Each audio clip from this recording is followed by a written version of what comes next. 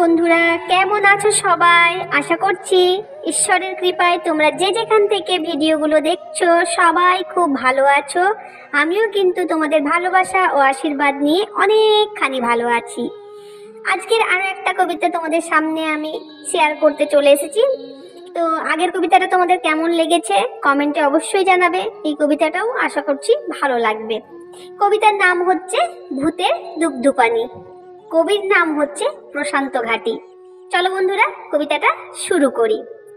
ভূত ভূত ভূত আছে গায়ের মাথায় তেঁতুল গাছে, কখনো কাঁদে কখনো হাসে, সকাল সন্ধ্যা অনেক হাঁচে। তেঁতুল তোলা ঠান্ডা বলে সর্দি কাশি লেগেই চলে। ভূতের আছে নানান জাতি, খোড়া কানা খনা, হাড়ি বাজিয়ে কীর্তন করে যায় না কানে শোনা। দিনের চেয়ে রাত্রি ভালো ভূতের দলের কাছে, পা দুলিয়ে নৃত্য করে তেঁতুল গাছে গাছে।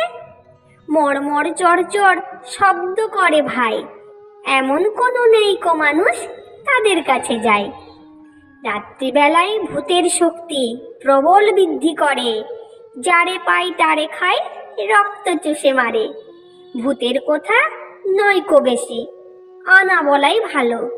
ভূতের ভয় লাগলে পরে রাম রাম রাম বলো। বন্ধুরা, এই কবিতাটা কেমন লেগেছে অবশ্যই তোমরা কমেন্টে জানাবে। আর এরকমই আরো নিত্য নতুন কবিতা তোমাদের সামনে আমি নিয়ে চলে আসব। তার আগে তোমাদের কি করতে হবে বন্ধুরা? পুরনো বন্ধুদের অনেক অনেক ভালোবাসা, আর যারা আমার নতুন বন্ধু এই ভিডিওটা দেখছো সাবস্ক্রাইব করে পাশে থাকা বেল আইকনটি অবশ্যই প্রেস করে রেখো, যাতে আমি যখনই কোনো গল্প যখনই কোনো কবিতা শেয়ার করব সবার প্রথমে তোমাদের কাছে গিয়ে পৌঁছবে। তো বন্ধুরা, সবাই ভালো থেকো, সুস্থ থেকো, আর আমার এই কবিতাটা মন দিয়ে শোনার জন্য সবাইকে অসংখ্য ধন্যবাদ। চলো বন্ধুরা, আজকের মতো আমি এই পর্যন্তই রাখছি। দেখা হচ্ছে তোমাদের সাথে আবার কোনো নতুন দিনের সাথে, নতুন কবিতার সাথে, নতুন গল্পের সাথে। ততক্ষণের জন্য তোমরা সবাই ভালো থেকো, সুস্থ থেকো, নিজেদের খেয়াল রেখো, আর এভাবেই দেখতে থাকো আমার সাথে আমার গল্প, আমার কবিতা। অসংখ্য ধন্যবাদ বন্ধুরা।